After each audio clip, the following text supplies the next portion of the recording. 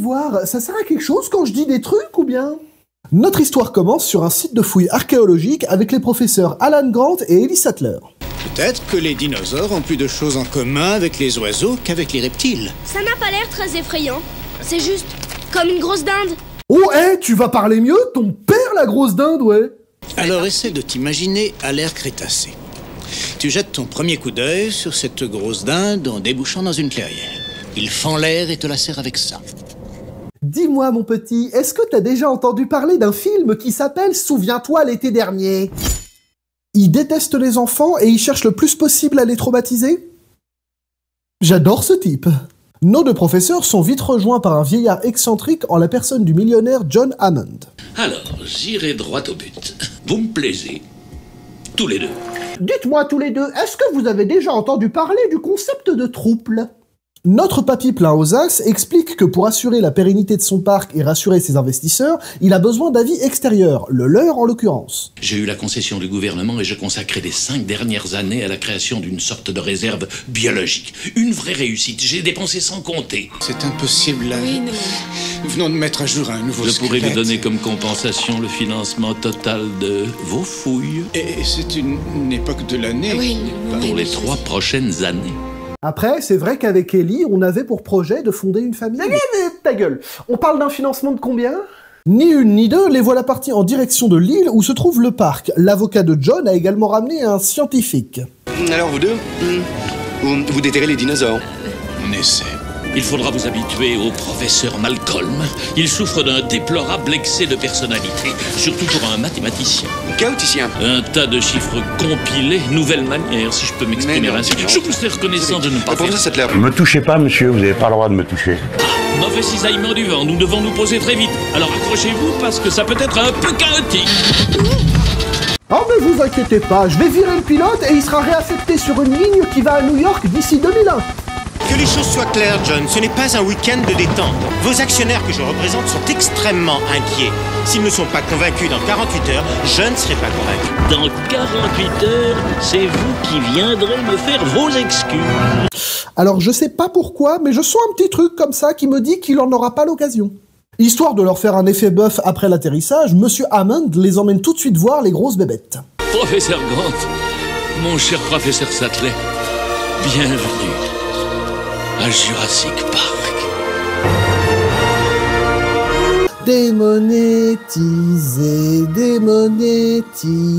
Comment avez-vous fait? Bah c'est-à-dire qu'on a pris un papa dino, une maman dino, et puis...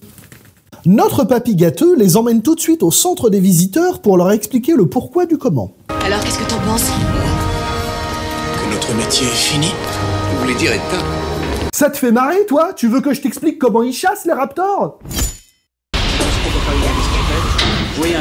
Est-ce que ces personnages sont anima érotiques? Non, nous n'avons pas d'animatronique ici. Ah non, John, anima érotique. Est-ce que ces gens ken avec des animatroniques?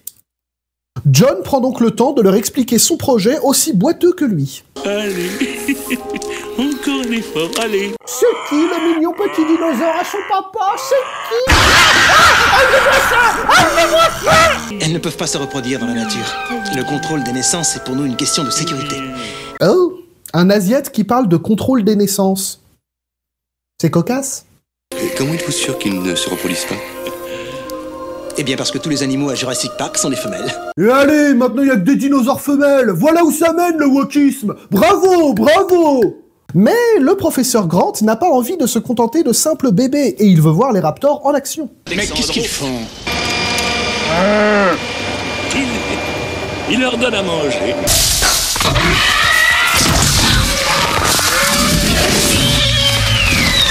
Vous êtes sûr que ça suffit comme effet spécial?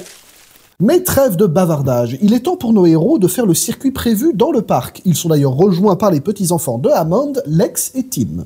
Les enfants. Attendez. Les enfants. L'hélicoptère vous a plu? Oui, grand-père, il faisait...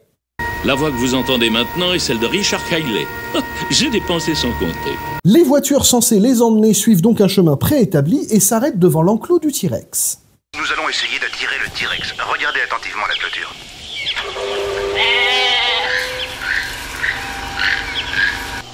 crée les dinosaures, Dieu détruit les dinosaures, Dieu crée l'homme, l'homme détruit Dieu, l'homme crée les dinosaures. Les dinosaures mangent l'homme, la femme hérite de la terre. Dites, ça va peut-être aller vos messages féministes de merde. Je peux kiffer mes dinos tranquilles ou bien? Je crois que je hais cet homme. Bon, puisque le T-Rex ne s'est pas montré, nos héros poursuivent leur chemin jusqu'à l'enclos du Triceratops, où Grant va d'ailleurs constater quelque chose d'anormal.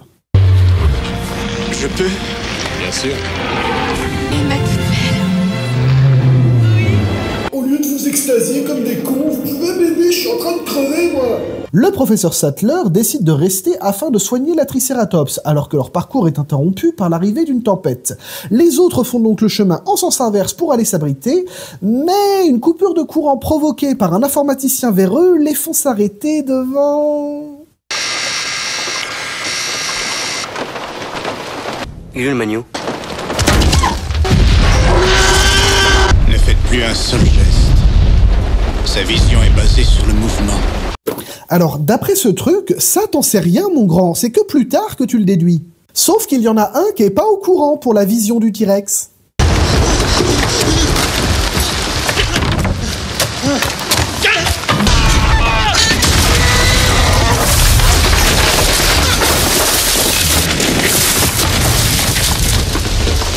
Non! Bon, bah j'imagine que les excuses, je peux m'asseoir dessus. Attends, je vais t'aider! Je suis coincée!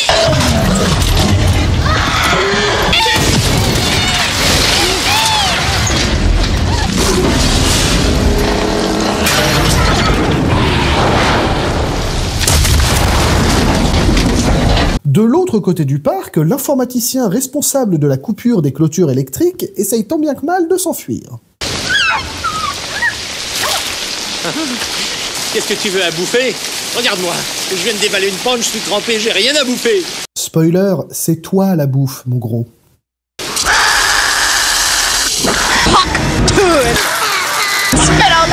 Maintenant qu'on est débarrassé de celui-ci, retournons voir Grant et les enfants. Ça va? J'ai vomi. Tim, je dirai à personne que tu as vomi. Mais je vous jure, ce petit con avait repeint tout l'habitacle, c'est vous dire si c'est une petite nature. Et après avoir secouru les enfants et passé la nuit dans un arbre, notre famille recomposée prend le chemin du centre des visiteurs avant de tomber sur... C'est un œuf de dinosaure. Mon grand-père a dit que tous les dinosaures étaient des filles. Ils ont muté le code génétique du dinosaure et l'ont mélangé avec celui des grenouilles. On sait que les grenouilles d'Afrique occidentale peuvent spontanément changer de sexe dans un milieu où la population est composée d'animaux du même sexe. Et vas-y, maintenant il y a des dinosaures trans, c'est bon, je me casse. De leur côté, le professeur Sattler, ayant récupéré Malcolm en piteux état et l'ayant ramené au centre des visiteurs, décide d'aller dans une remise non loin de là pour remettre le courant. C'est vraiment à moi d'y aller. Pourquoi? Eh bien, je suis un... Et vous êtes... Voyons. Bon, on y va? On pourra discuter du sexisme en cas de danger mortel à mon retour. Mais au même moment, Tim, Lex et Grant arrivent face à un obstacle, une clôture désactivée. Ils vont donc l'escalader.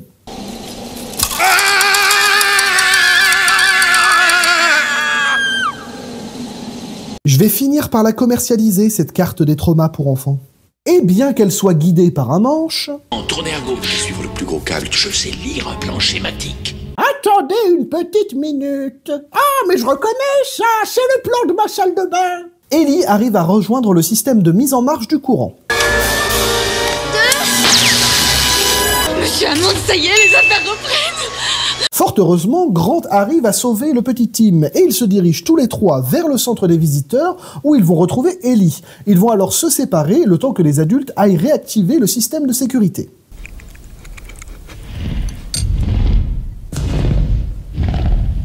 Ça sent la chair fraîche. Et après un rapide tour en cuisine...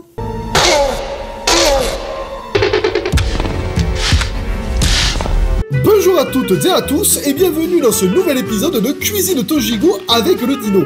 Pour le gigot de garçonnet, aujourd'hui il vous faudra un bouquet garni et des oignons. Les enfants retrouvent les adultes et ils courent ensemble jusqu'à la salle des commandes pour verrouiller les portes.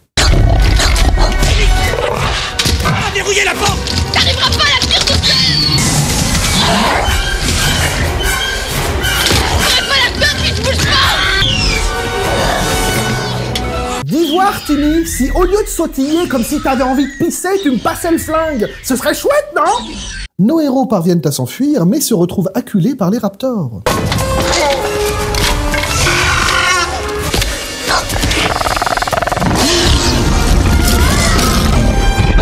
Non, franchement, mec, c'est pas cool, on aurait pu partager.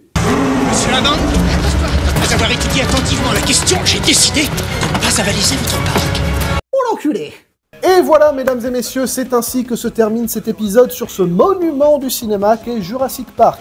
J'espère que ça vous a plu, et auquel cas, abonnez-vous, mettez la cloche, likez, commentez, partagez, c'est ce qui fait vivre la chaîne et ça fait toujours plaisir. Quant à moi, il ne me reste plus qu'à vous dire, Kenavo mes petits macros.